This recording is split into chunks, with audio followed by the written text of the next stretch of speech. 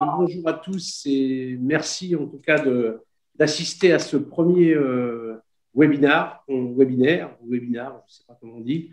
Bref, c'est une première, hein, donc on a mis ça en place. On a voulu un format assez rapide parce qu'on sait que parfois vous avez un peu de travail en fin de semaine et c'est pas toujours, en plus on a quand même beaucoup de visio en ce moment, ce qui fait que voilà, on ne veut pas que ça soit la double punition, on veut surtout que ça soit sympa, que ça puisse nous servir et puis que ça puisse nous servir à mettre des choses en place à suivre.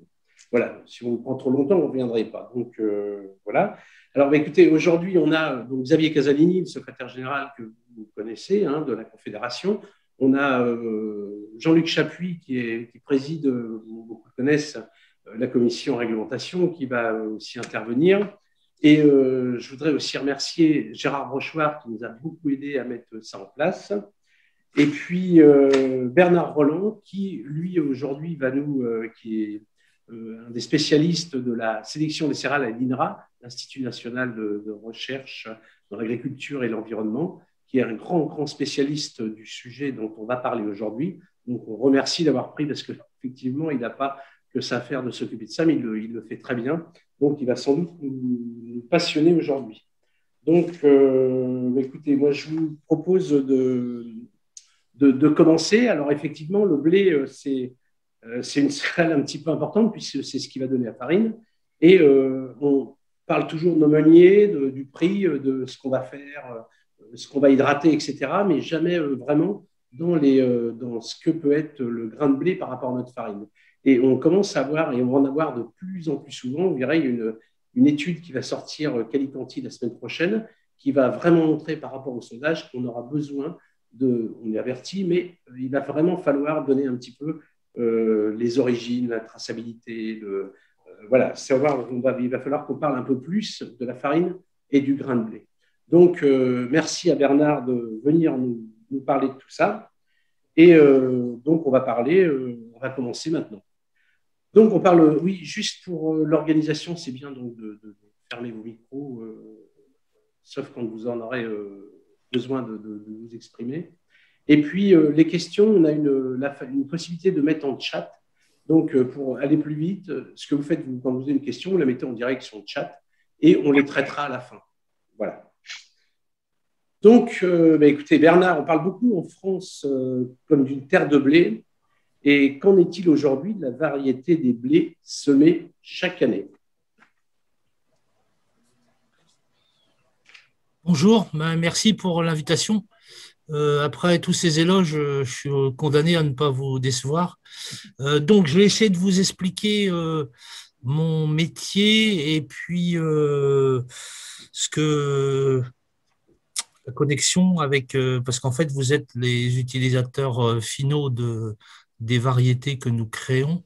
Donc, je suis sélectionneur de blé à l'INRAE de Rennes.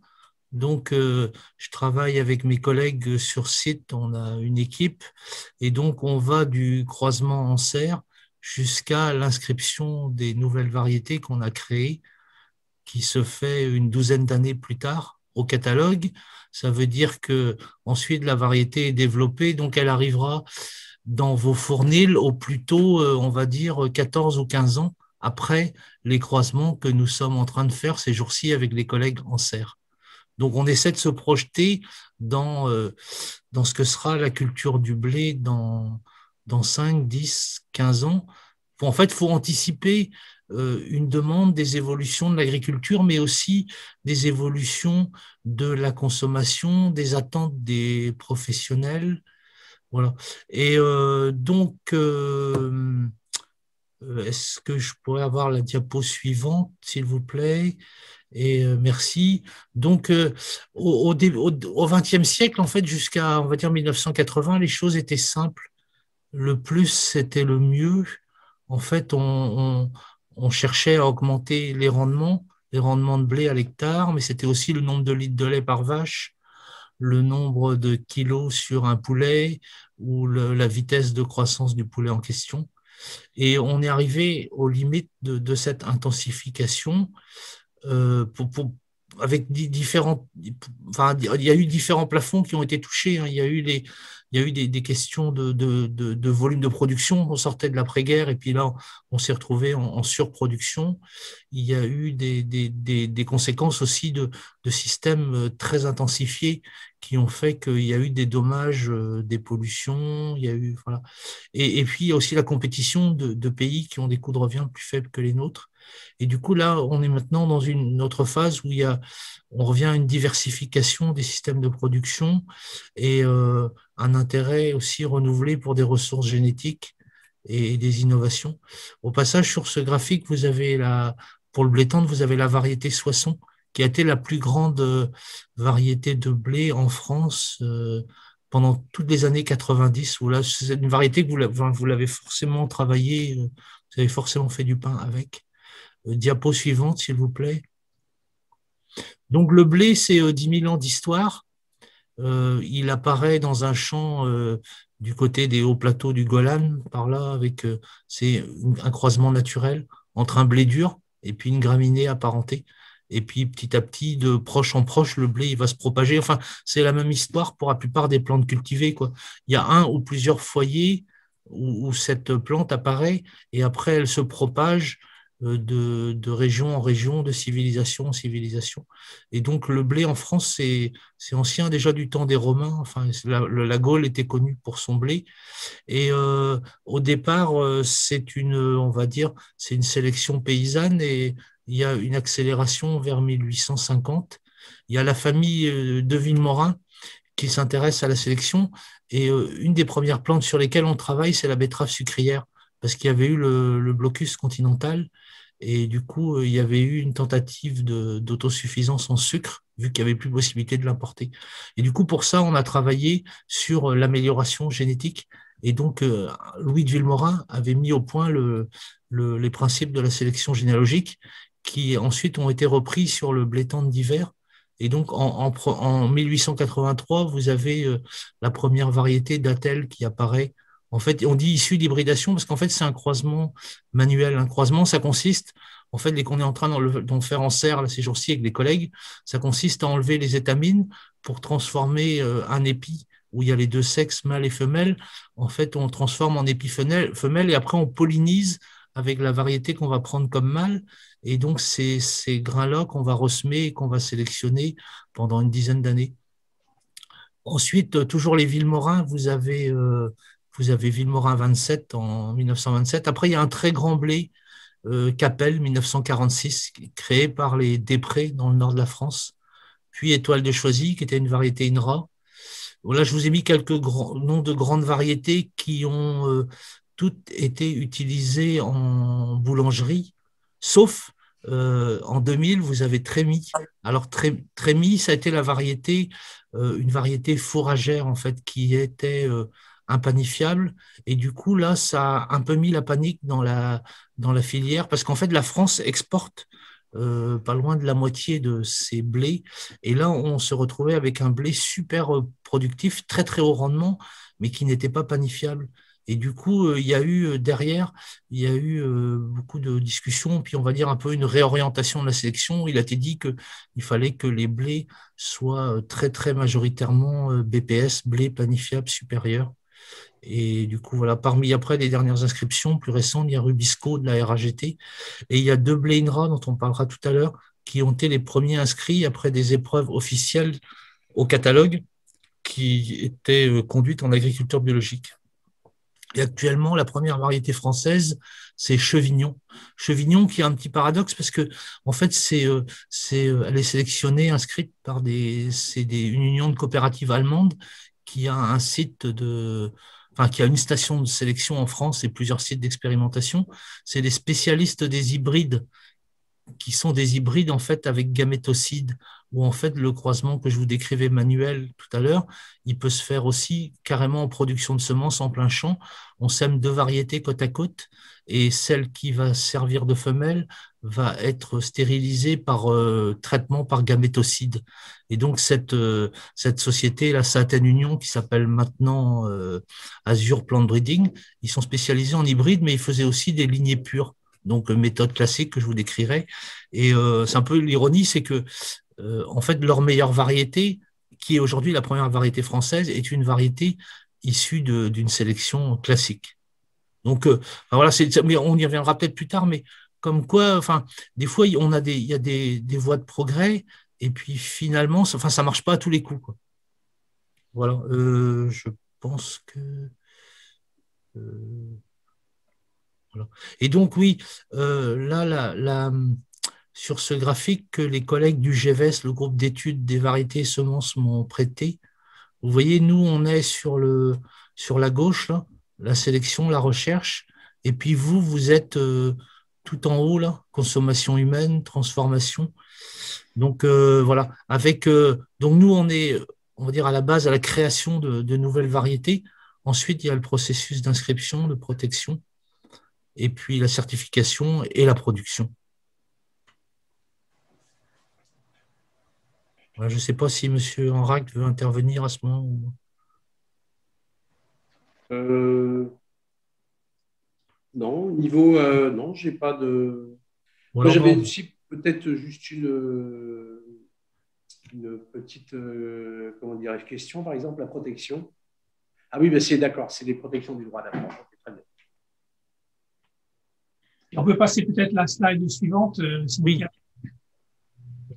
Après, moi, enfin, ça me dérange pas que vous enfin, s'il y a des questions, n'hésitez pas, hein, parce que des fois, enfin, voilà.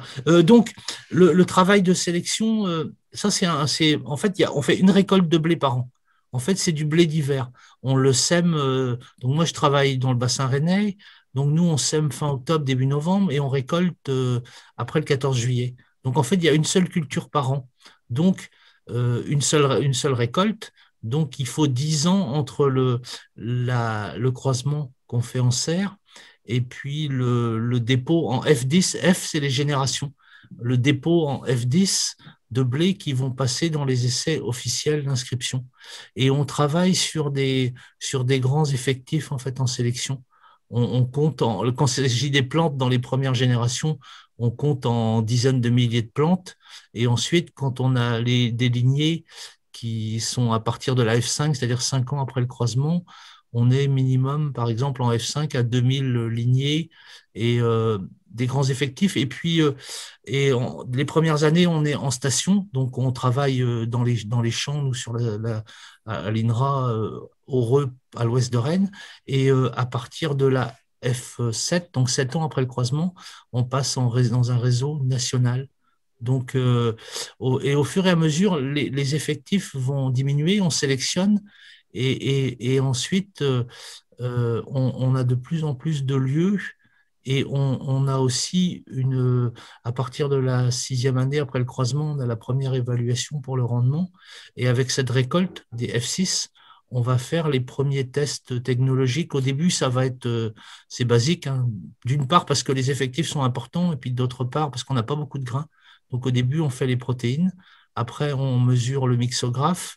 Ensuite, l'alvéographe de Chopin. Et puis, les premières panifications, on va les faire quand on a des quantités suffisantes à la récolte. Il faut qu'on ait au moins 5 kilos.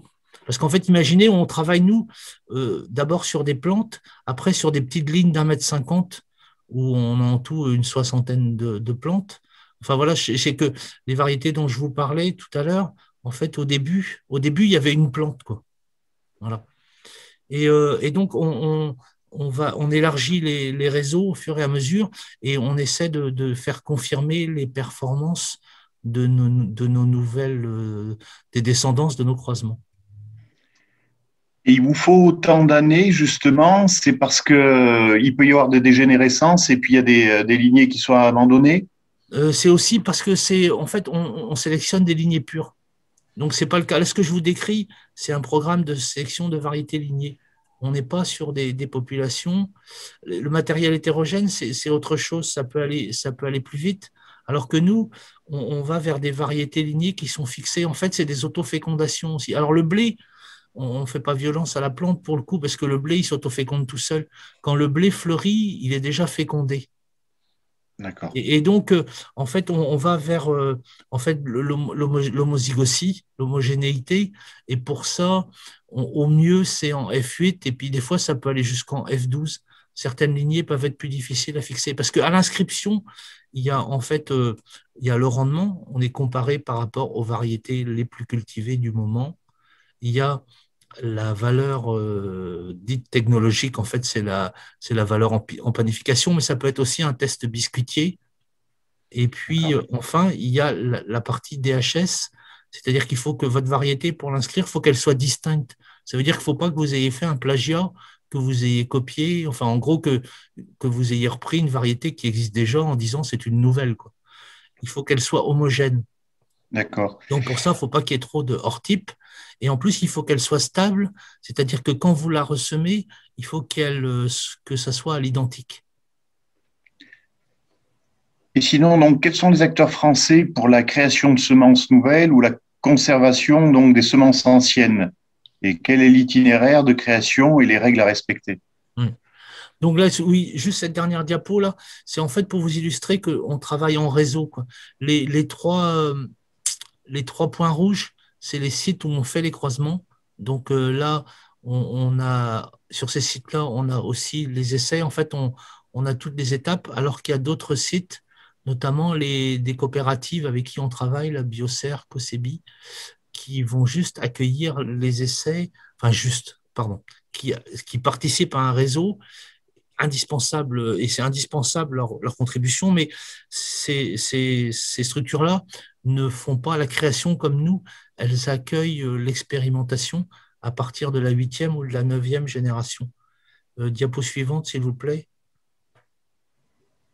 Donc, en fait, il y a des structures, tout ça, c'est très organisé, le monde de la semence, et donc, pour être diffusée, une variété, elle doit être inscrite. Donc, l'obtenteur ou le sélectionneur, alors pourquoi l'obtenteur? Parce que des fois, il y a aussi des délégataires, quoi. Il y a, par exemple, des variétés qui peuvent être sélectionnées en République tchèque ou en Autriche. Les obtenteurs demandent à ce qu'elles soient inscrites en France. Donc ça arrive parfois. Et donc, ou alors, la plupart du temps, ces variétés, elles ont été créées, sélectionnées en France. Et la France est d'ailleurs le pays d'Europe et sans doute le pays du monde où il y a la plus grande activité de sélection du blé tendre d'hiver.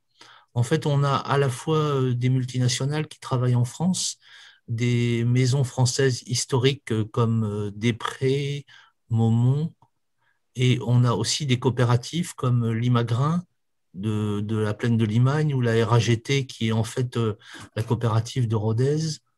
Et on a aussi je pense à une autre maison familiale qui s'appelle Le Maire de Fontaine. C'est des gens qui en fait, sont dans le métier souvent depuis plus de 100 ans, 150 ans, quoi. Et on a également aussi des petites structures. Ça peut même être des fois des micro-entreprises. J'ai un copain qui est sélectionneur, il travaille tout seul. Voilà. Et il a inscrit 2 variétés. Donc, c'est assez particulier parce que autant sur le maïs, là, on est dans l'industrie parce que en fait, ils sélectionnent pour des zones immenses, presque des continents, alors qu'en blé, il y a beaucoup, beaucoup de variations entre les terroirs, entre les itinéraires techniques. Et du coup, on peut dire que c'est un peu un monde où la sélection du blé, où tout le monde a sa chance, y compris des PME peuvent rivaliser avec des multinationales parce qu'il y a vraiment une part d'aléa. Donc, pour vous dire que donc, il y a à peu près il y a aujourd'hui une quinzaine de sélectionneurs en France, plus les collègues européens qui inscrivent en France. Et donc, oui, la culture du blé, elle est selon les pays et les continents, elle peut être soit intensive, comme c'est le cas dans le nord-ouest de l'Europe, c'est-à-dire la France au-dessus du Massif central, le Benelux, l'Allemagne, le Danemark et l'East Anglia. Et ça peut être aussi sur d'autres continents. Par exemple, en Australie, c'est une culture très extensive, quoi, où il y a très peu d'intrants, puisqu'en fait, c'est la pluie, c'est la pluviométrie qui fait le rendement. Et donc, la France et l'Europe de l'Ouest, c'est les endroits du monde où on travaille le plus sur la sélection du blé. Et donc, les sélectionneurs proposent leurs nouvelles variétés qui sont sous numéro. Et là, donc, le CTPS qui réunit la filière, c'est le comité technique permanent de la sélection. Et donc, il y a, par exemple, la NMF participe au CTPS, de même qu'il y a aussi l'association de la brasserie-malterie, il y a la semoulerie, enfin voilà, il y a les transformateurs. Et donc, le CTPS organise et prend les décisions, on y reviendra sur une diapo prochaine, pour orienter la sélection. Et donc, il y a pour le blé, c'est 2 années d'essai officiel. Et à l'issue des essais officiels, si votre nouvelle variété est meilleure que les témoins, à ce moment-là, il y a une proposition faite au ministère de l'Agriculture qui va décider de l'inscrire au catalogue officiel. Donc, ça fait 10 ans de sélection, 2 ans d'inscription. Donc, à la 13e année, votre nouvelle variété va pouvoir être vendue pour la première fois dans les coopératives et chez les négociants.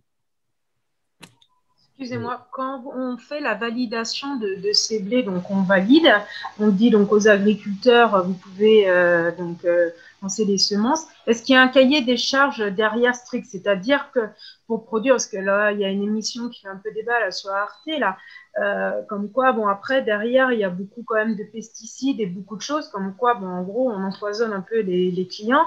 Mais c'est de savoir, est-ce qu'il y a un cahier des charges après où l'agriculteur est impératif de suivre sur, par rapport au rendement, par rapport à ce qu'il peut y mettre dessus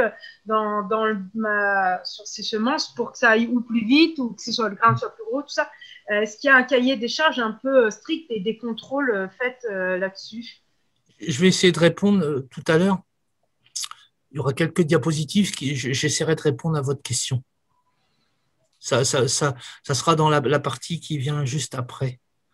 Est-ce que je pourrais avoir la diapo suivante, s'il vous plaît? Donc, le comité technique permanent, en fait, moi, je siège à la section. En fait, on est par section, par groupe de plantes. Donc, moi, je suis à la section céréales à paille. Sinon, il y a une section plantes fourragères, il y a une section vignes, arbres fruitiers. Et donc, là, vous avez une frise de 1960. Donc, on sortait à peine de la pénurie. Donc, on augmente les rendements. On vise l'exportation, la compétitivité des filières. À partir des années fin 90, on cherche de nouveaux débouchés. Et là, on arrive là en 2020 avec de nouvelles demandes environnementales, sociétales. Bon, on va dire au début, c'était facile, quoi. Il suffisait d'augmenter le rendement, tout le monde était content. Maintenant,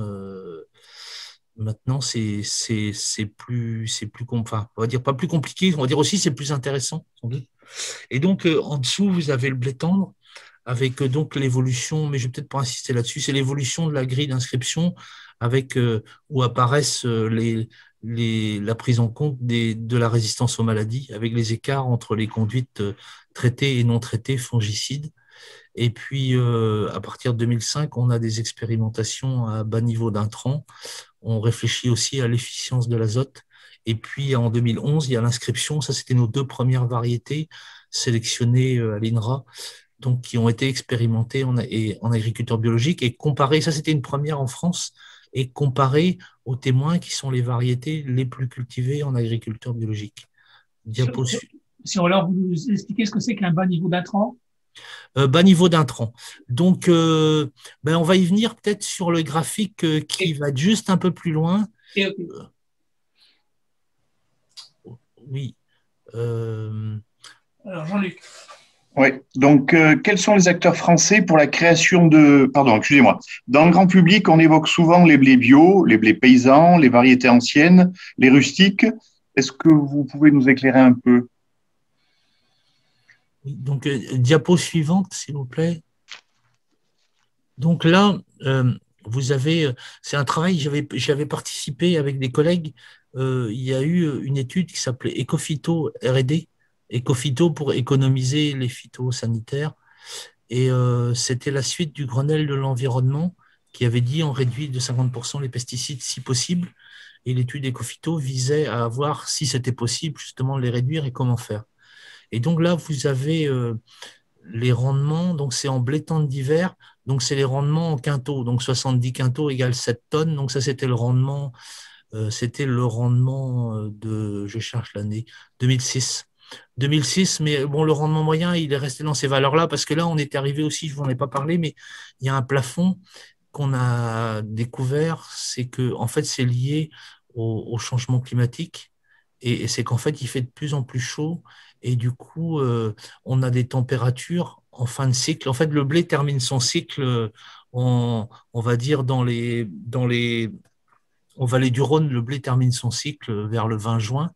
En Picardie, ça va plutôt être le 25 juillet, le 20 juillet. Enfin, on va dire il y a peut-être un mois d'écart entre le nord et entre le sud et le nord de la France. Et donc, en fin de cycle, les températures sont de plus en plus élevées et du coup, ça empêche la réalisation de très hauts rendements. Les plus hauts rendements du monde, c'est en Écosse où ils annonçaient des 130 quintaux, c'est-à-dire 13 tonnes, puisqu'en fait, ça n'en finit jamais, puisque comme le temps est très frais en été, d'ailleurs, enfin, ils récoltaient en début septembre et ils étaient obligés de sécher le blé comme le maïs, en fait. Voilà. Donc, on a aussi des verrous. Enfin, les arbres, ils ne montent pas au ciel. Et à un moment, enfin, c'est aussi les conditions climatiques qui vont vous fixer des limites par rapport au rendement. Donc, ce graphique-là, vous avez le rendement moyen, vous avez le rendement intensif qui est légèrement supérieur, qui est à presque 80 quintaux, le raisonné qui est équivalent à l'intensif, et pour cause, parce qu'en fait, l'agriculture raisonnée, ça n'a pas vraiment pris, parce que c'était un cahier des charges qui se contentait de revendiquer le respect de la réglementation.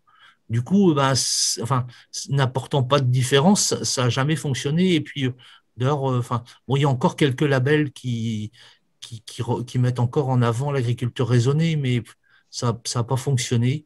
Parce que pour le coup, c'était de la communication, uniquement de la communication, donc ça n'a pas marché. L'intégré, c'est tout à l'heure, vous m'avez questionné sur le faible intrant, la réduction d'intrant.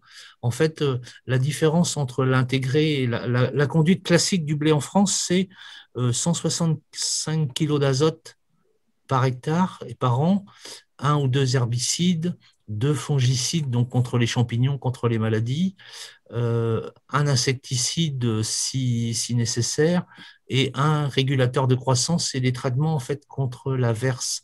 Parce que pour que les blés ne se couchent pas avec la forte dose d'azote qu'ils reçoivent, il faut d'une part des variétés qui sont génétiquement résistantes à la verse, mais il faut aussi les aider par un traitement chimique qui en fait renforce les entrenœuds. Donc, ça, c'est la conduite intensive classique, quoi. Et puis, la conduite intégrée, sur cette conduite, on réduit la densité de semis, on sème plus tard, on réduit l'azote, notamment l'azote en sortie d'hiver. Donc, vos blés, ils auront moins tendance à la verse, donc on supprime le traitement anti-verse. Et comme vous avez semé une variété multirésistante aux maladies, vous ne traitez pas contre les maladies, ou alors au lieu de faire 2 ou 3 traitements, vous n'en faites qu'un seul. Et là, vous décrochez en rendement, mais un peu, vous voyez, vous êtes passé juste en dessous de la barre des 70 quintaux. Alors qu'en bio, là, c'est différent parce que pour le coup, vous n'avez vous n'avez pas de traitement du tout. Et il y a surtout le gros verrou, c'est que vous ne mettez plus d'azote minéral. Alors, à une époque, ils se mettaient par exemple du guano. Le guano, c'était qui venait du Chili, c'était des fientes d'oiseaux marins. Et là, ça avait un effet, en fait, un effet coup de fouet comme de l'azote minéral. Sauf que ça, c'est d'une part, il n'y en a plus. En plus, ça coûtait bien trop cher. Donc, ce qui se passe avec les cultures d'hiver, enfin, quand on dit les cultures d'hiver, c'est les cultures qui sont semées avant l'hiver, qui se récoltent en début d'été. C'est que là, on est maintenant là en mars-avril, on est dans l'époque de forte croissance. Vous allez voir les blés qui montent et puis ils seront en épi bientôt fin avril, début mai. Et là, vous avez la masse végétale, elle passe de 1 à 25. Et là, c'est ce qu'on appelle la flambée de croissance. Et là, il y a des gros besoins en azote, sauf que les sols sont froids. Les sols sont froids et du coup, on n'a pas souvent, on mesure la masse végétale en sortie d'hiver et entre les conduites conventionnelles, on va dire intensives, classiques, là, et les conduites bio, il n'y a pas de différence. On a la même végétation en sortie d'hiver et la différence se fait là ces jours-ci.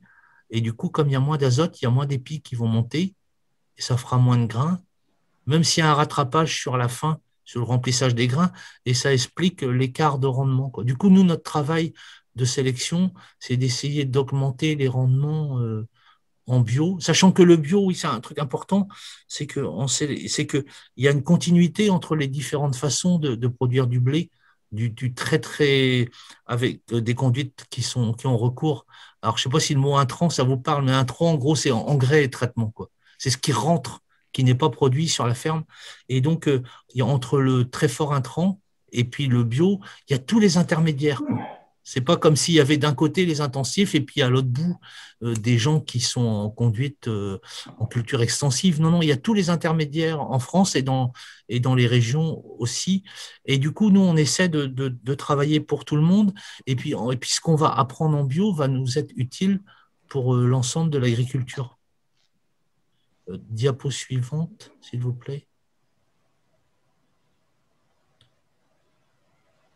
Donc ça, c'est un exemple de… Je ne sais pas si notre photo, elle est bien nette pour vous, mais c'est en fait, vous avez une variété courte, caporne, très très peu couvrante, et à côté, une variété haute.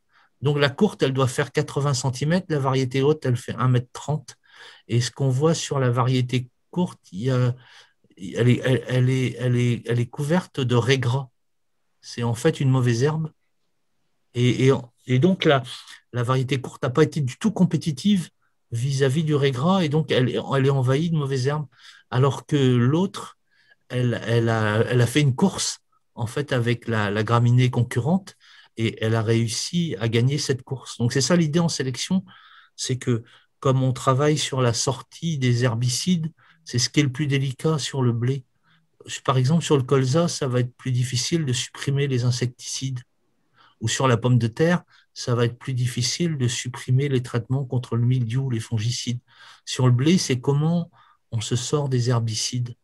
Et du coup, nos travaux, les recherches qu'on va faire en sélection pour l'agriculture bio, où le cahier des charges interdit les traitements, ça peut être utile à l'ensemble de l'agriculture. C'est un peu l'idée aussi de ce dont on parle aujourd'hui, l'agroécologie. C'est Et l'intérêt en bio, c'est qu'on est dans un système extrême du point de vue des intrants. Et du coup, comme on est dans le dur, on se donne peut-être plus de chances où on va aller chercher des choses auxquelles on n'aurait pas pensé. On a même parfois des surprises. Parfois, au niveau des conduites de culture, il y a des choses qui fonctionnent alors qu'on n'avait même pas idée que ça allait marcher. Il y a aussi des échecs cuisants, hein, faut pas non. Après, ça, c'est notre boulot à nous de dire aussi, comme on est de la recherche publique, ce qui avance, ce qui fonctionne, et puis les points de blocage ou ce qui est appelé des fois les verrous technologiques. Je ne sais pas si vous aviez peut-être une question. Oui, que vous nous reparliez, parce qu'on parle beaucoup chez les clients, on parle de blé de population, de blé paysan, de blé ancien. Est-ce que vous pourriez nous éclairer un peu par rapport à ces appellations ? Donc, les populations, en fait, ça correspond à des… Donc, nous, on est en variété lignée pure. En fait, toutes nos plantes sont identiques, alors qu'une population, vous allez avoir des individus différents. Alors, parfois, il y a quand même un type majoritaire. Sinon, c'est compliqué quand même à décrire, parce que là, le catalogue européen, enfin la réglementation, si vous voulez, c'est ouvert. Et aujourd'hui, il est possible d'inscrire des variétés hétérogènes. Et donc, vous allez avoir, ça peut être des hétérogénéités sur la hauteur, sur la précocité. Enfin, en général, il y a quand même un type majoritaire, sinon on n'arrive pas à la qualifier, la population en question. Et donc, elles viennent, ça peut être des blés anciens d'avant 1880, d'avant la création de variétés, après croisement, les Villemorins et puis tous leurs collègues. Et donc, parce que ces variétés populations qui étaient avant les variétés lignées, elles ont petit à petit régressé et elles ont disparu dans l'entre-deux-guerres parce qu'il y avait eu aussi un progrès génétique. On estime qu'en fait, la moitié des gains de rendement sont liés au travail des sélectionneurs. Et donc, ces variétés populations, elles ont été conservées dans des conservatoires de ressources génétiques pour les céréales à paille, c'est à l'INRAE de Clermont-Ferrand. Et elles ont été aussi conservées chez certains agriculteurs. Et du coup, bon, il y a un regain d'intérêt. Alors pour certains, il y aurait dans les populations une meilleure capacité à s'adapter et à pouvoir évoluer favorablement dans des conditions diverses, quoi. C'est l'idée d'une adaptation à des terroirs, à des micro-terroirs. Mais nous, après, on est des obsessionnels de la variété lignée, donc on a un peu de mal à être convaincus avec cet argument-là, mais enfin, je me garderais bien d'avoir un avis définitif. Enfin, ce qui est quelque chose de très positif, c'est que du coup, les ressources génétiques, c'est super important de les conserver. Et si elles sont conservées dans un seul lieu, ça peut être fragile. Par exemple, une fois, il y a eu un terrible orage à Clermont-Ferrand et ça a été inondé. Et en fait, tous les frigos, ils avaient les semences, ont été inondés. C'est pour ça que Bill Gates, il finance une conservation au Svalbard, là, où ils sont au-dessus de la Norvège. Et voilà, c'est aussi pour ça que les Després qui avaient eu leurs ressources génétiques détruites parce qu'ils étaient sur la ligne de front en 14-18, avaient acheté ensuite une ferme dans l'Arkansas. Donc après, plus les ressources sont partagées, diffusées, moins elles vont se perdre. Et puis bon, après, c'est aussi à chacun de tenter de cultiver la variété ou la population qui lui va bien. Aussi pour l'usage. Après, souvent, les populations, c'est dans des circuits courts, quoi. C'est les gens qui transforment eux-mêmes. Bon, voilà, faut savoir enfin, en tonnage, ça ne va pas représenter beaucoup, mais ça suscite beaucoup d'intérêt. Et puis, faudra voir sur la durée qu'est-ce qui est. Puis à un moment, les agriculteurs, ils vont aussi cultiver ce qui va leur rapporter suffisamment pour maintenir leur activité, quoi. Donc si les populations sont intéressantes, les gens les cultiveront.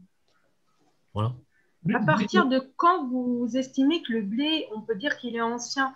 Il y a une réglementation dessus ou pas? Parce que là, les meuniers, ils viennent un peu pour nous relancer au niveau équitable en disant on va lancer un blé un peu ancien, achète ça. Donc, ce n'est pas le même tarif pour nous non plus.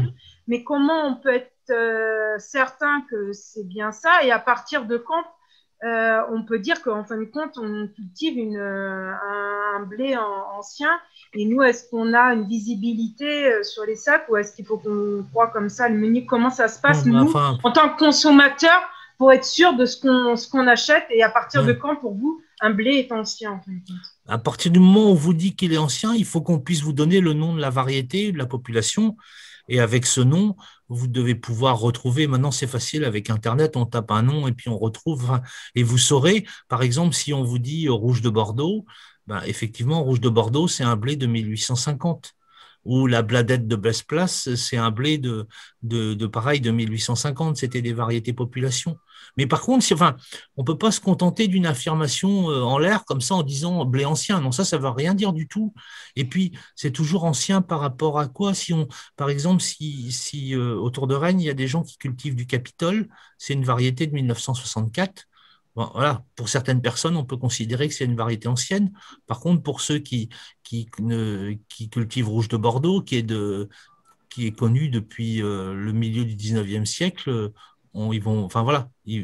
donc, non, mais après, les variétés, elles sont quand même connues, elles ont été décrites, donc il vous faut demander le nom de la variété et puis aussi qui a produit cette variété, dans quelles conditions. Là, il faut de la traçabilité parce que sinon, c'est une affirmation.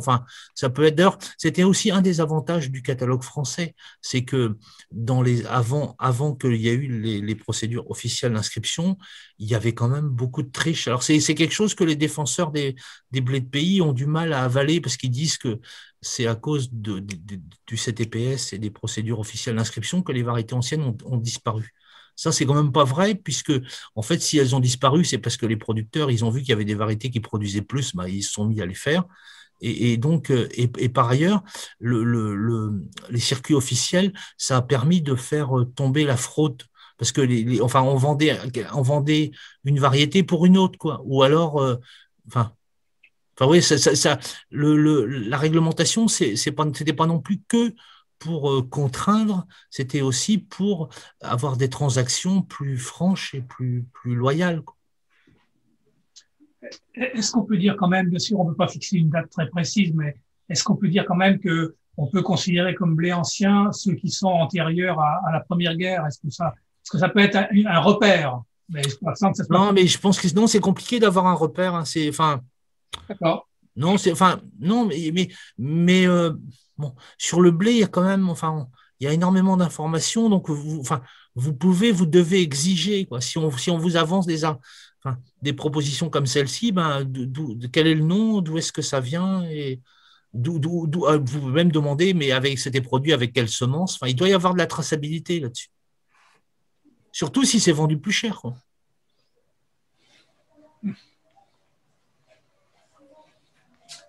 À la limite, au pire, on prendrait un blé des années 80, on peut dire que c'est un blé ancien, puisque c'est plus un blé. Ben oui, puis oui, on est toujours l'ancien ou le nouveau de quelqu'un, quoi. C'est que Voilà. là, par exemple, nous, on est en train de sélectionner des variétés qui seront plus hautes et plus couvrantes. Et puis, ça ne va pas ressembler au blé dit moderne, puisque, enfin, voilà, c'est un type variétal, ça va être nouveau, c'est des créations, et en même temps, ça ne renvoie pas à l'image qu'on avait jusqu'à aujourd'hui de la modernité des blés qui étaient de plus en plus courts. C'est d'autres types. Enfin. Oui, mais quand vous faites du plus couvrant, en fait, vous recréez en quelque sorte des blés anciens, si je puis dire. C'est-à-dire parce que les blés anciens, oui et non, parce que les blés anciens, quand on les compare en essai, bon, nous, on est dans des limons profonds du bassin rennais, hein. C'est les meilleures terres à blé de l'Ouest, hein. D'ailleurs, enfin, vous verrez, il y a une illustration là-dessus. Et on a quand même, on peut avoir des rendements qui sont en bio, qui peuvent atteindre les meilleurs rendements, 80 quintaux. Et il nous est arrivé de comparer avec des blés anciens qui, eux, étaient plutôt à 40 ou à 50 dans les mêmes conditions de production. Donc, il y a quand même eu, il y a eu un vrai gain génétique sur le rendement, quoi. Donc, en fait, on voudrait garder ce gain sur la productivité tout en avançant sur, par exemple, parce qu'en fait, les herbicides, ça a été super efficace, quoi. Parce que, en fait, maintenant, on n'appelle plus les mauvaises herbes, on les appelle adventices. Ça veut dire qu'ils poussent, là, on ne l'a pas semé. Mais en fait, mauvaises herbes, quand on les a arrachées soi-même, on sait qu'elles sont mauvaises quand même. Parce que, enfin, il y a des gens qui ont perdu des récoltes. Enfin, c'était super dur, le combat contre les mauvaises herbes, le sarclage. Enfin, c'était une agriculture super physique avec des millions de gens dans les campagnes et qui se bousillaient le dos. Enfin, c'était épuisant. Et puis, des fois, ils perdaient la bataille, quoi. Donc, tout d'un coup, on arrivait avec des produits de traitement. C'était merveilleux. On mettait de l'eau dans une cuve et puis, hop, tout ça, ça crevait. Sauf que, bon, ça a eu d'autres conséquences. Et du coup, et comme les produits étaient super efficaces, les sélectionneurs, et comme c'était le système de production majoritaire, ils n'allaient pas s'intéresser à la compétition.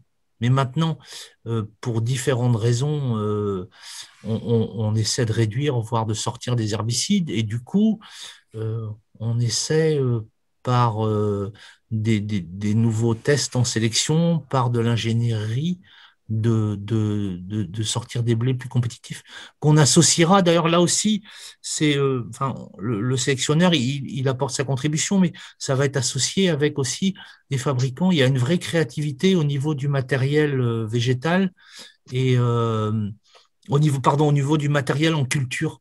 Il y a plein de PME en France et en Europe qui se développent par rapport au désherbage mécanique. Il y a une vraie créativité. Enfin, voilà, ça bouge de partout. Il y a des gens qui créent des nouvelles herses, des nouvelles bineuses. Enfin, vous voyez, donc, on va combiner à la fois des variétés qui sont plus compétitives et puis de l'agronomie et de la mécanique agricole. Je ne sais pas si je me fais bien comprendre. On ne cherche pas une variété miracle. On cherche à apporter une contribution et à être dans une dynamique où on essaie de faire jouer. Et puis, il y a d'autres aspects. Par exemple, on va sur la partie compétition vis-à-vis des mauvaises herbes, on va semer plus tard. On sème plus tard parce que plus on sème tard, moins il y a de levée de mauvaises herbes. Et puis, on fait des rotations plus longues. Plus les cultures sont diversifiées, et puis enfin, on fait diminuer la pression mauvaises herbes en ayant des cultures diversifiées, des rotations plus longues. Ok. Et pour ce qui est de la qualité sanitaire et le problème des mycotoxines, hein. Oui, alors, problème des mycotoxines, l'a priori, mais on l'avait aussi. Hein. Nous, quand on a commencé il y a 20 ans, nos premiers essais en bio, on était déjà en réduction d'intrants, parce que mon prédécesseur, Gérard Doucineau, qui avait sélectionné la variété Renan, lui, il avait beaucoup travaillé sur la résistance aux maladies. C'était la spécificité rennaise, en fait, parce que à Rennes, on a, bon an, mal an, on a toujours une pression naturelle de maladie. Et du coup, autant pour les agriculteurs, c'est difficile, mais pour nous, en sélection, c'est parfait, puisque on peut trier, quoi. On va garder dans nos descendances que les lignées qui sont résistantes. Et donc, on s'est dit, puisqu'on était quand même, nous, on était de la génération de la chimie. Quand j'ai fait mes études, on nous apprenait à apporter tous les sacrements à la culture. Enfin, on a quand même été éduqués dans l'idée que ça allait être compliqué, voire impossible de cultiver sans traitement. Et du coup, on s'était dit qu'en agriculture biologique, du fait que les produits de traitement, notamment les fongicides contre les champignons, étaient interdits, on allait certainement avoir une grosse pression maladie, notamment de fusariose. Et là, on l'a vérifié de 2005 à 2019 sur 3 lieux d'essai, en Poitou, en Île-de-France et puis à Rennes.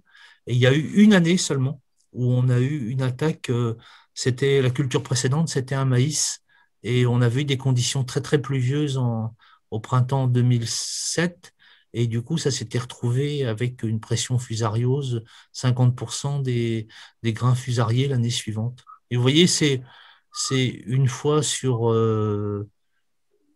plus de 30 situations. Donc, de fait, cette maladie-là, si vous avez une rotation longue, c'est-à-dire plusieurs cultures à se suivre, et si vous évitez le blé derrière un maïs grain sans labour, vous avez, pour ainsi dire, plus de soucis, quoi.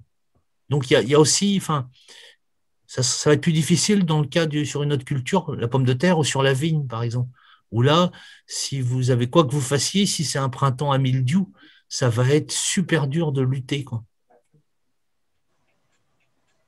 Voilà. Donc, ouais, c'est ça, c'est un truc, enfin, que ça soit dans la littérature scientifique ou dans la presse généraliste, il est dit, redit qu'il y a un souci de mycotoxine par rapport à la fusariose en agriculture biologique, mais sinon, c'est pas vérifié. Ça.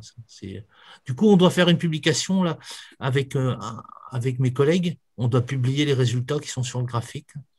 Et à l'occasion il y a un congrès qui aura lieu à Rennes si la pandémie le permet là, en septembre, et on va publier ces travaux-là.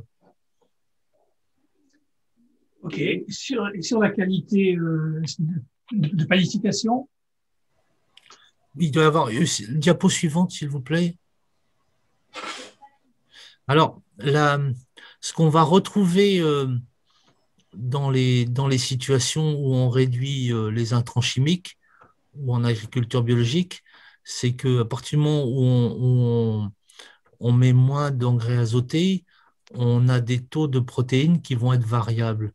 Donc, sur ce graphique, vous avez l'exemple d'une de nos nouvelles variétés sélectionnées à l'INRAE. En fait, c'est un croisement des collègues de Clermont-Ferrand qu'on avait repéré intéressant en agriculture biologique dans nos essais à Rennes. Et là, on a un retour d'expérience. Vous voyez, on a des notes donc, c'est la panification, c'est un test normé qui s'appelle le test BPA et qui est fait par un boulanger expert dans un fournil agréé. Et donc, ça peut être des coopératives comme la Galardonnaise. Nous, on travaille avec Inveja à Nantes, à Basse-Goulaine, près de Nantes, qui dépend de Terrena. Et donc, il y a aussi le collègue Hubert Chiron à l'INRA de Nantes qui le faisait ces tests. Et donc, il y a un pain qui est fait et donc à chaque étape, le boulanger donne une note de mie, de volume, etc. Et puis ça vous donne une note totale sur 300. Et donc, à partir de 230, on est blé panifiable et à partir de 250, c'est blé panifiable supérieur. Et donc là, vous avez cette variété génie qui, en moyenne, sur 6 années, sur 20 panifications, a une note moyenne de 260. Donc, elle est blé panifiable supérieur et elle est même toujours supérieure à 230.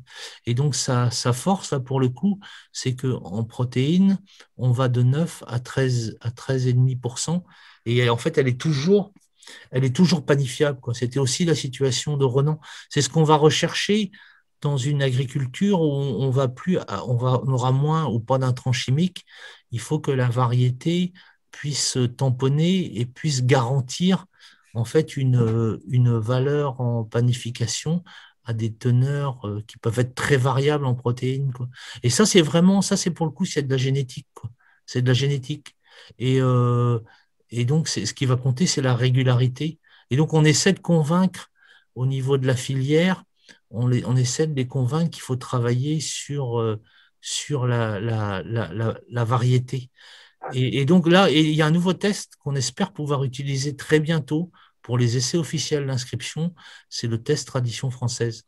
Mais on l'attendait depuis 20 ans, hein, parce que les premières discussions, notamment il y avait Hubert Chiron qui était à la manœuvre, il y avait aussi Monsieur Roussel, qui était, alors je crois qu'il était à l'ANMF, non peut-être pas à l'école pardon. De Paris. Oui, c'est ça. Et donc, mais c'était un peu la foire d'empoigne, c'était super compliqué quand même, hein, que les gens s'entendent sur un test. Et donc, il sort enfin. Et donc, on espère, notamment pour les essais officiels d'inscription du CTPS en agriculture biologique, on espère qu'on va pouvoir basculer, parce que le test BPA, c'est le test avec pétrissage accéléré, temps de pousse réduit, acide ascorbique. Et donc, on espère pouvoir faire la comparaison, avoir 2 années de tuilage où on aurait les 2 tests et après, on basculerait en tradition française.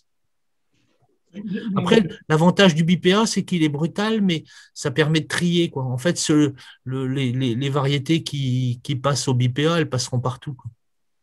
En ce qui concerne ce test-là, c'est effectivement ancien l'idée, mais il a été relancé en fait par le LEMPAC et le laboratoire de Rouen avec le financement de la Confédération et de la NMF. Et donc, effectivement, il a été normalisé par l'AFNOR en décembre dernier. Donc, c'est tout neuf. Mmh. Non, mais on en est vraiment très, très content parce que on attendait cette avancée-là parce que on se faisait un peu taper sur la tête quand on disait oui, le blé il est panifiable, mais on teste BPA. Alors certains nous disaient mais nous c'est pas comme ça qu'on fait notre pain. Voilà, on a pris cher, hein, depuis des années. Vraiment on est super content qu'il arrive le test normé tradition française. Alors oui, il y a un secteur qui est vraiment émergent. Mais je vous dis, j'essaie de vous faire, ce que j'essaie de vous dire, c'est aussi que nous, on travaille sur l'agriculture biologique, mais aussi parce que c'est une situation extrême. Et pour les sélectionneurs, ça nous fait gagner plusieurs années d'être dans des situations plus dures, plus difficiles pour avancer, et y compris pour les autres manières de cultiver le blé, quoi. Donc l'agriculture bio, quand on a commencé en 2000, c'était tout petit, 1,1% des surfaces agricoles de 100 000 hectares. En 2020, là, c'était 8,5% des surfaces agricoles françaises. Il doit y avoir 30 millions d'hectares à peu près en France, peut-être un peu moins maintenant avec l'urbanisation. Et donc, ça fait 2,3 millions d'hectares.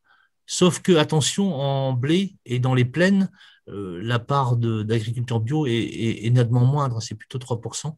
C'est aussi désormais 6,1% des achats alimentaires. C'est équivalent à l'Allemagne.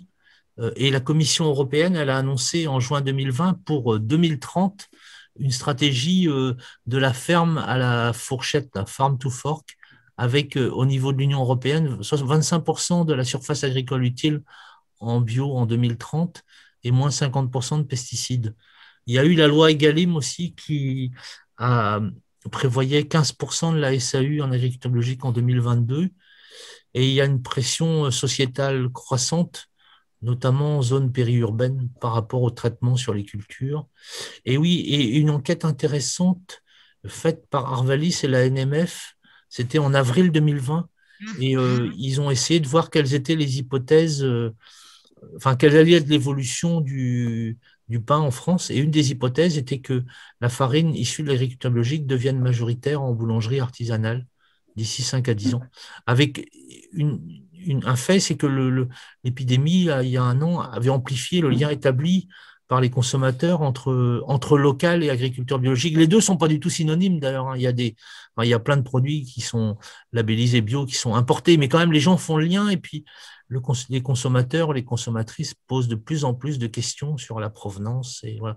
Et aujourd'hui, on n'arrive pas à satisfaire la demande et il y a 20 à 30% du blé tendre bio qui est importé en France, avec des provenances qui peuvent être du Kazakhstan ou d'Ukraine ou de Roumanie.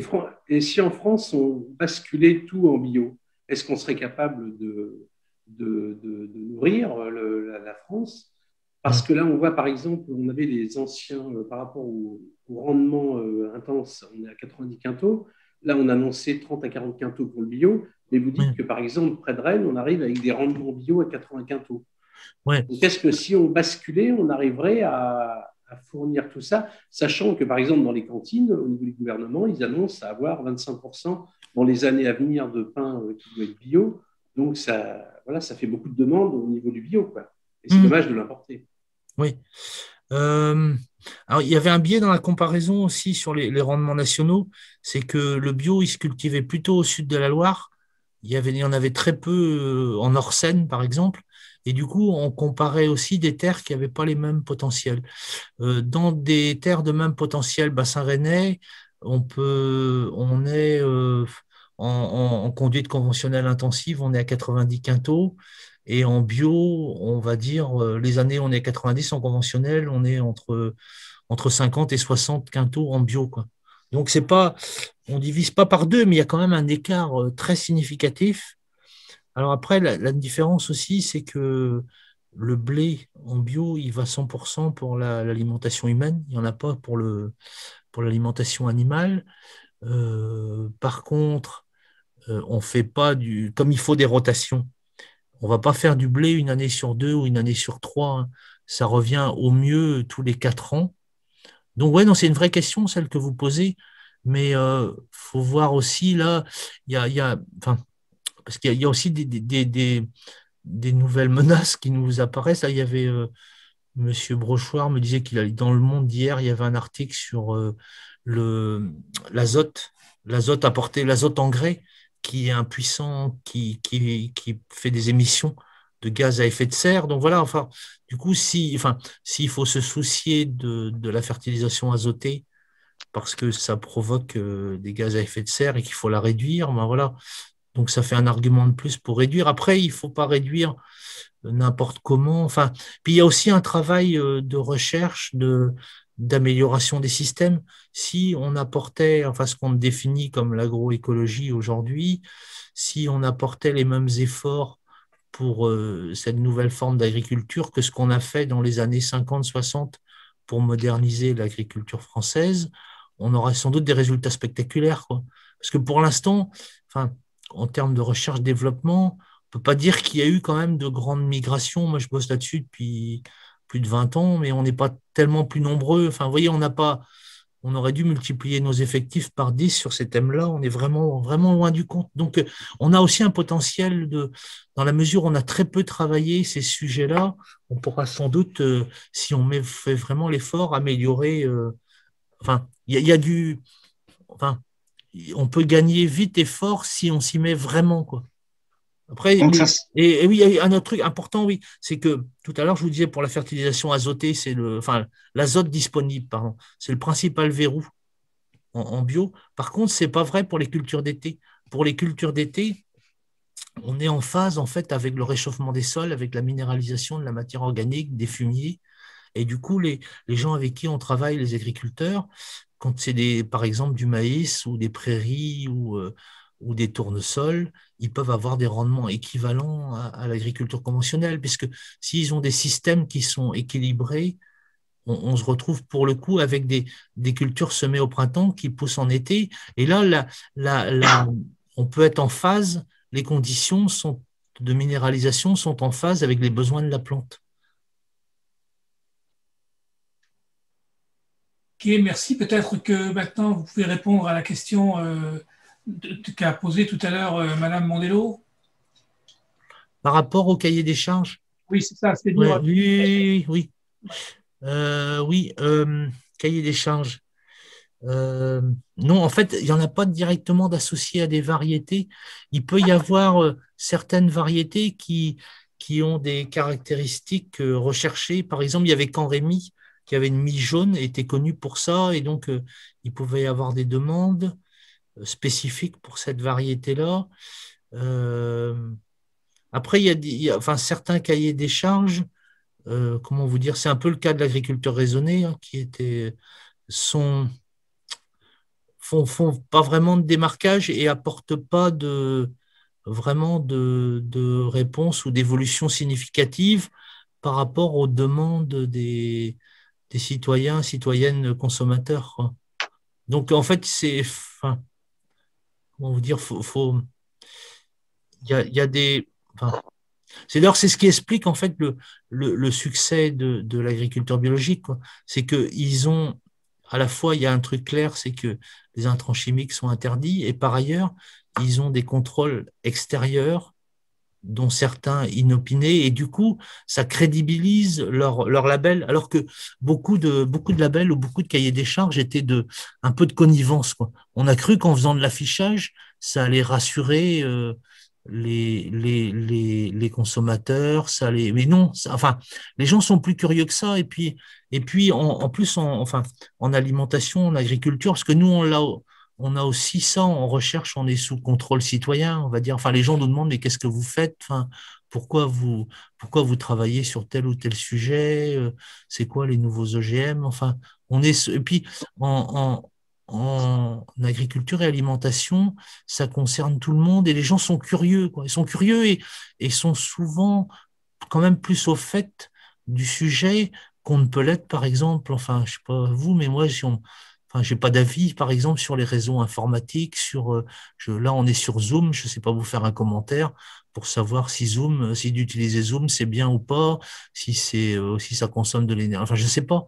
Alors que sur des questions puis les gens voyagent, ils voient les paysages, ils voient les champs, enfin, ils voient des engins dans des champs ou pas d'engins. Enfin, donc, enfin, je pense qu'il vaut mieux jouer franc jeu et puis, enfin, les cahiers des charges communicants, ils sont voués à l'échec, hein. Il y a quelques années, on a été sollicité par un bureau d'études qui bossait pour un des géants de la grande distribution française. Et ce géant de la grande distribution et se demandait comment faire pour réduire de 50% les pesticides sur les fruits et légumes, quoi. Et du coup, ils avaient beaucoup questionné le label et ils arrivaient à la conclusion qu'il y en avait un seul qui était à considérer vraiment parce qu'il avait un cahier des charges et parce qu'il avait les contrôles extérieurs. Voilà, mais c'est après, là, comment vous dire, c'est pas l'INRAE qui vous parle, hein, c'est vous me demandez ce que j'en pense, c'est un avis personnel, hein, je suis pas, enfin, que j'essaye d'argumenter, mais. Ce qu'on peut peut-être dire, et puis après, on va passer s'il y a des questions des internautes, c'est que l'inscription au catalogue, c'est une chose, on inscrit une variété, mais n'est pas associée à cette variété des conditions de culture particulières. Non. J'ai même un contre-exemple extraordinaire, hein. C'est que, mais je ne veux pas vous dire pour qui, vous devinerez, mais il nous arrive une sacrée aventure, c'est que la première variété qu'on avait inscrite pour la bio, elle se retrouve chez une grande multinationale qui fait des hamburgers.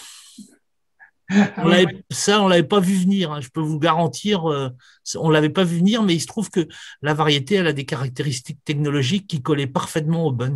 Donc voilà. Donc tout est possible. Après nous, enfin, comment vous dire, ça sort des laboratoires, qu'ils soient publics ou privés, et après la variété, elle vit sa vie, quoi.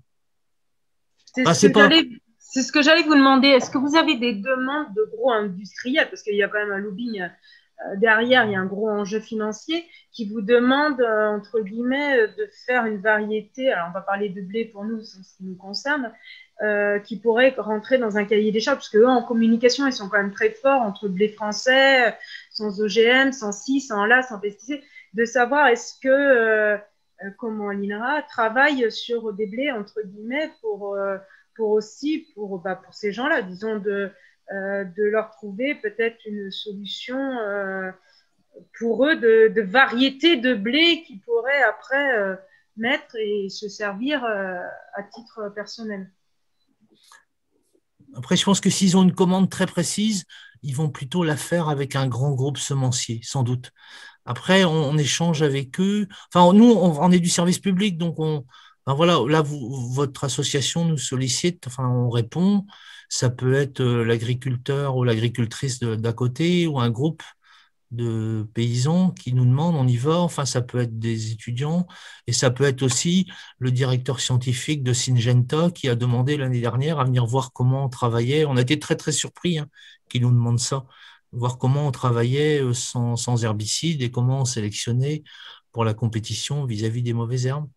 Il est venu nous voir, on lui a montré, service public, on lui a montré comment on travaillait. Après, il n'y a pas vraiment c'est pas un secret industriel non plus. Et puis là, on a une variété biscuitière pour faire les gâteaux secs. Et donc, on essaie de la développer et on a 2 contacts pour l'instant, enfin 2 parmi d'autres, mais il y a un énorme labo d'une multinationale du biscuit qui doit être américaine maintenant. Et puis, on a un biscuitier près de Rennes qui est labellisé bio et qui a une 20aine de salariés. Donc, après, on vous dire, on essaie de défendre l'intérêt général et puis de faire des choses utiles. Après, comme on est du service public, comment vous dire, on essaie de répondre aux demandes, tout en ayant quand même du discernement. On ne va pas aller faire n'importe quoi avec n'importe qui, quoi. Faut qu'on pense que c'est une façon utile parce qu'on est financé, nous, par les impôts. Donc, il faut un moment, c'est l'idée du service public, quoi. C'est que, on ne peut pas écarter des acteurs, on ne peut pas dire, vous, parce que vous êtes une grosse boîte, on ne vous parlera pas. Mais voilà, il faut qu'on essaie de… En même temps, on ne peut pas non plus, un autre exemple à l'envers, c'est qu'on ne peut pas dire, on ne va pas non plus se mettre à sélectionner pour les 2 fermes d'à côté, et puis de dire, on va faire de la micro-sélection de blé pour avoir des bonnes variétés ou créer des populations pour ces fermes-là, alors que… faut qu'on travaille au moins pour 200 fermes ou 2000 fermes, vous voyez, Il y a une question d'un internaute là qui dit que, comme vous l'avez dit tout à l'heure, Monsieur Roland, que vous travaillez à échéance de 10 ans. Et sa question, c'est quelles caractéristiques vous essayez de donner à ces blés qui ont une échéance de 10 ans, les grandes caractéristiques générales. Ça sera de faire le maximum de rendement avec le moins possible d'azote et le moins possible de traitement, quoi. Ouais.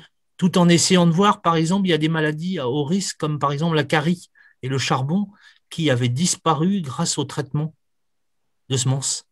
Donc, on ne traite plus, d'accord, mais il faut être super vigilant. Ça veut dire que, d'une part, dans les champs de production de semences, il faut être intransigeant, il faut arracher. Dès qu'on en voit un peu sur une plante, il faut sortir la plante, il faut même des fois détruire tout le champ. Faut être intransigeant. Et nous, en sélection, là, cette année, on fait des croisements avec des blés parce que l'utilisation en croisement est libre. Et donc, on fait avec des blés de collègues allemands, des variétés récentes qui ont les résistances génétiques à la carie. Donc, faut essayer de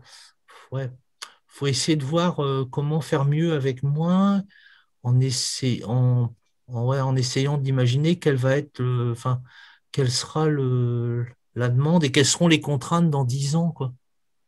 Oui, d'ailleurs, j'ajouterais à ça, parce que vous l'avez dit tout à l'heure, c'est aussi de maintenir la valeur boulangère malgré la diminution de l'apport azoté. Oui. Et du coup, le truc, c'est que les protéines, c'est quand même, c'était dans les transactions commerciales. Je pense que c'est un outil, c'est facile à mesurer, ça parle à tout le monde. Sauf que, c'est pas parce qu'un blé a 10,5 de protéines, selon la variété, il sera pas ni fiable ou il le sera pas. On essaie de convaincre la filière d'avoir un regard plus nuancé sur les variétés. Mais après, ça suppose aussi qu'ils soient capables de faire des allotements ensuite pour ne pas mélanger tout dans un grand tas. Et puis, parce que si on met tout dans un grand tas, il va falloir, dans ce tas-là, avoir plusieurs variétés qui ont des hautes teneurs en protéines. Ah oui, puis il y a un truc aussi, c'est qu'il y a une relation négative entre teneur en protéines et rendement. Alors, si on veut augmenter le rendement en économie d'intrants ou en bio, il faut accepter qu'on baisse la teneur en protéines, quoi. Sachant qu'on montre quand même qu'on peut faire du pain sans souci avec des teneurs en protéines plus basses. L'avantage des hautes teneurs, c'est que ça garantit plein d'usages, notamment les usages industriels, la congélation, tout ça. C'est une assurance, en fait. Sauf qu'à un moment, la prime d'assurance, elle peut coûter cher, quoi. Ça veut dire que la prime d'assurance, elle empêchera d'augmenter le rendement. Ok, Jean-Luc, vous aviez une question? Oui. Donc, par rapport justement sur les variétés que vous allez travailler, c'est arriver à travailler sur des variétés où l'agriculteur aura de moins en moins de traitements à effectuer. Oui. Et dernière question pour ma part, c'est nos amis justement paysans boulangers, sans analyse sur leur blé, sur leur farine, est-ce qu'à un moment donné, ils ne risquent pas d'être dangereux justement en ayant des mycotoxines, enfin en ayant toutes ces choses-là, du fait qu'il n'y a aucun contrôle, est-ce qu'à un moment, ils ne peuvent pas être dangereux? Mycotoxines, non, parce qu'ils font des rotations, mais c'est plutôt qu'à un moment, après, la nature, elle est bonne, mais elle n'est pas que bonne non plus, quoi. Enfin, à un moment, il faut faire attention, il y a des poisons naturels et la carie, là, il faut faire super gaffe, quoi. Parce que ça peut être catastrophique, là.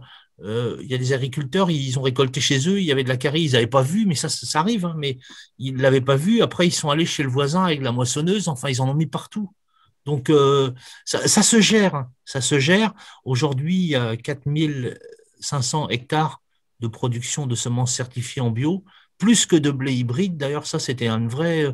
Ce truc-là, il y a même 5 ans, c'était pas évident à voir qu'il y allait y avoir plus de semences bio que de semences hybrides en blé tendre. Et donc, il y a une filière aussi, il y a des gens qui travaillent bien, qui sont soigneux, et puis ils montrent aussi une voie. Alors là, on n'est pas du côté des paysans boulangers, on est plutôt dans la bio-filière avec des établissements qui commencent à avoir des tailles conséquentes. Mais par exemple, sur les semences, ils arrivent aussi, c'est quand même des pionniers pour gérer les semences et la conservation des grains sans insecticides, quoi. Et ça, c'est quand même un progrès pour tout le monde. Parce que si les bio, ils y arrivent, ça veut dire que tout le monde va pouvoir y arriver, parce qu'il y a eu aussi autant. Parce que le blé est une culture qui est quand même beaucoup moins traitée que le colza, par exemple, ou la pomme de terre. Par contre, le stockage et les insecticides de stockage, ça, notamment pour vous, boulanger, ça peut. Enfin, vous n'êtes pas très loin quand même du stockage, quoi. Donc, c'est aussi, comment vous dire, il y a des gens qui peuvent, des filières ou des groupes qui peuvent faire avancer tout le monde, quoi. Après, j'ai envie de vous dire, les paysans boulangers, ils vivent un peu leur vie, quoi. Ils ont leur public, ils ont leurs clients, ils ont, après, c'est. Nous, on n'est pas tout à fait sur le même chemin, mais ça ne veut pas dire que c'est pas forcément antagoniste, quoi. Mais nous, on est plutôt on travaille pour des circuits moyens et des circuits longs, quoi. On travaille plutôt pour des agriculteurs ou des agricultrices qui vivent de la vente de leurs grains. Et ça, c'est pas du tout pareil que quelqu'un qui vit de la vente de son pain. Parce que celui qui vit de la vente de son grain, il faut quand même qu'il fasse du volume. Et puis, en même temps, lui aussi, il est utile parce qu'il va nourrir les habitants de Rennes, de Nantes, de Nancy ou de Paris, quoi. À un moment, tout le monde n'a pas une jolie ferme à côté de chez lui. Voilà. Et puis ça, pour le coup, dans 10 ans, il y aura encore du monde dans les villes, sans doute. Donc, mais c'est pour vous dire que, il n'y a pas forcément non plus de hiérarchie. Différentes filières ou différents types d'organisations répondent à différentes demandes, quoi. Sachant que la grosse demande, c'est quand même les gens qui vont acheter leur pain dans les boulangeries, quoi. Oui, mais on est soucieux aussi de ce qu'on vend. Oui. On a une responsabilité quand même. Le client, in fine, c'est chez nous.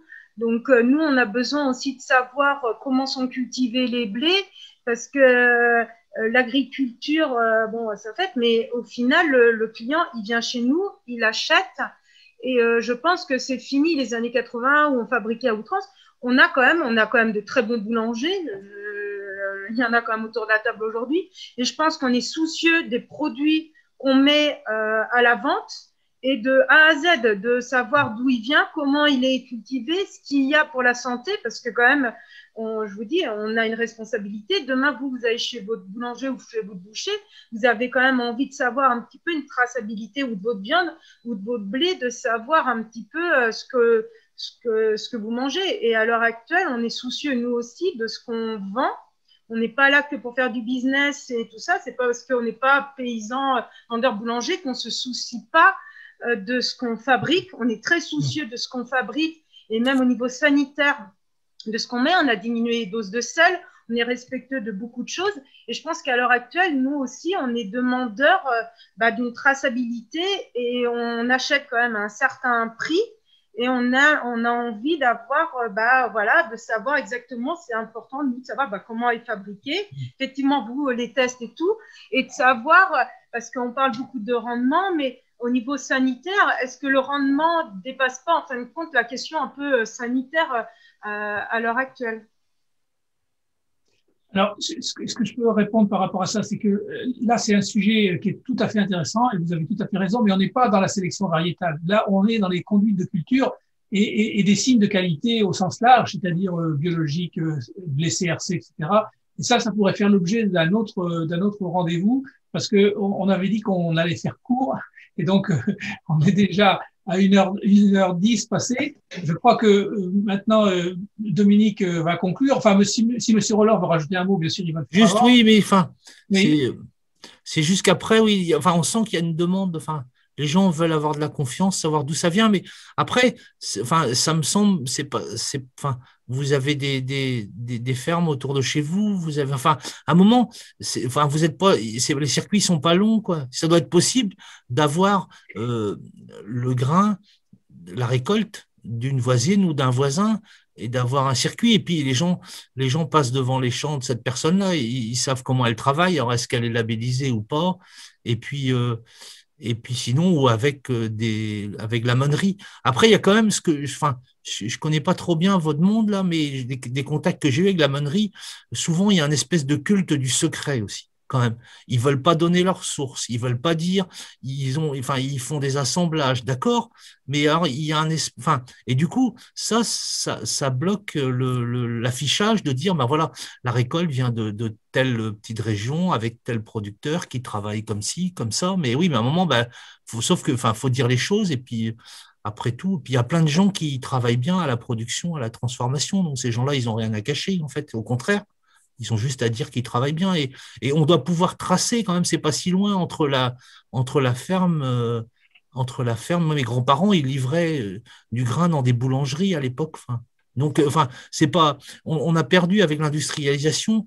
On a mis tout dans le même grand sac, mais ça doit être possible sans surcoût exorbitant, de rapprocher la production et la transformation et de dire, voilà, ça vient de là. Et puis, si vous avez des doutes, allez voir. C'est quand même compliqué, hein. Moi, j'ai eu le cas de paysans autour de chez moi là, qui ont tenté de faire les Robins des Champs, de faire du blé local.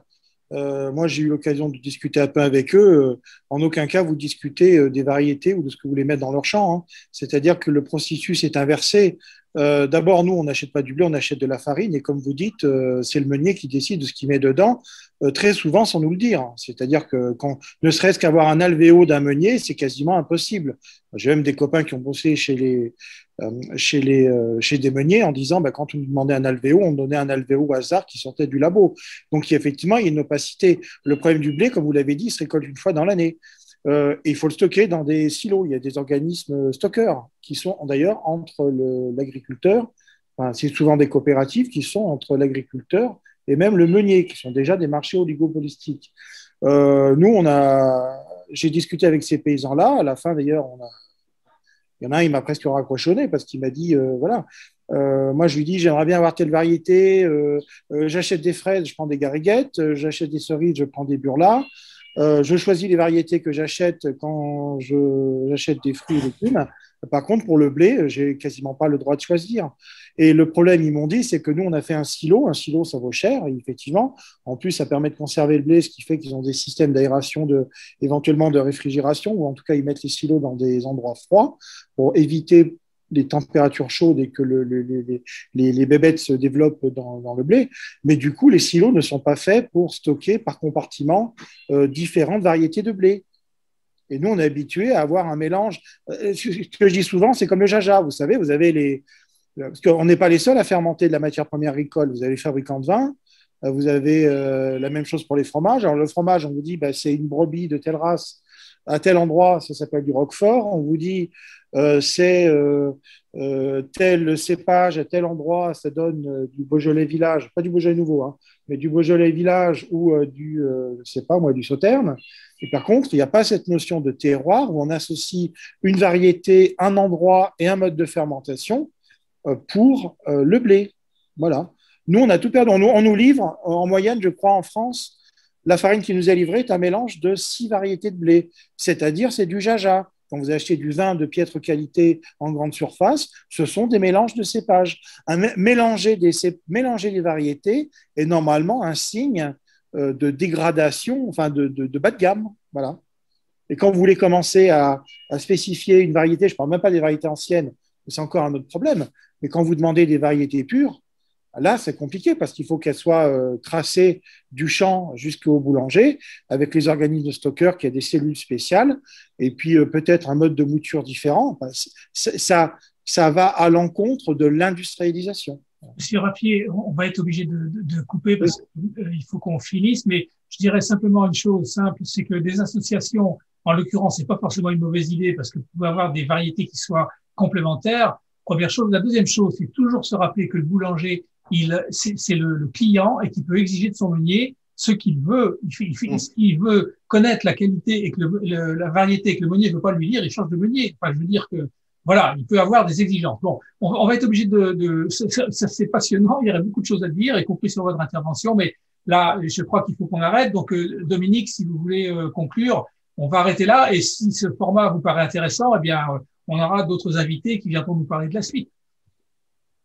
Très bien. Écoutez, je crois qu'au nom de tous, Bernard, on va vous remercier parce que c'était très précis, mais on sentait quand même qu'il nous manque en fait 2 bonnes heures derrière facilement, surtout avec Aline. Et puis de se retrouver dans la même salle, des fois, ça permettrait aussi.